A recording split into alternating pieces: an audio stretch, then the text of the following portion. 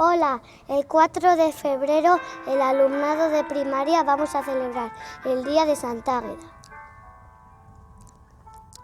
Ese día estaremos por Santuchu cantando juntos y por eso es importante que os aprendéis la canción. ¿Estáis practicando ya? Sí, vamos a cantar por las plazas de Santuchu y es importante que ese día todos y todas vengamos vestidos de aldeanos y aldeanas. No os olvidéis, para acabar el día de la mejor forma queremos invitar a todas las familias a que vengan a cantar con nosotros y nosotras. Nos veremos a las 4:30 en el campo de fútbol. Os esperamos. ¡Yeah!